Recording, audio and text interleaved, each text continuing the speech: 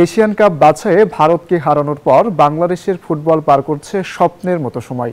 ভারতের বিপক্ষে ঐতিহাসিক জয়ের পরই ফিফা র্যাঙ্কিংয়ে সুখবর পেয়েছে বাংলাদেশ।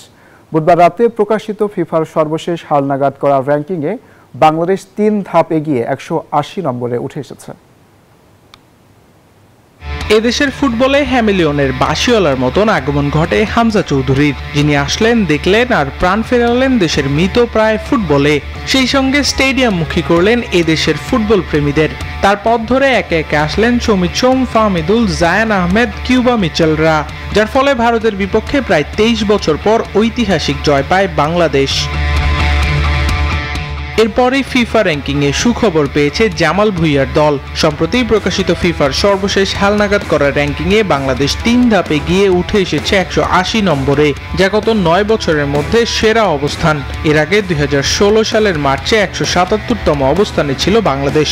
এরপর কমতে কমতে সে বছর র্যাঙ্কিং 188তে নেমে যায়। যুক্তরাষ্ট্রের 1 নম্বর জিম চেইন গোল্ড জিম এখন আবারও বাংলাদেশে।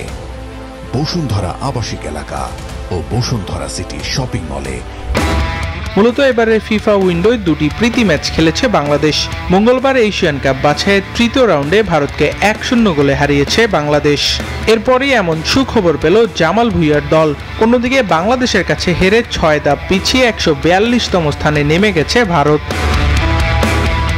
আবরার আল দাইয়ান, নিউজ 24।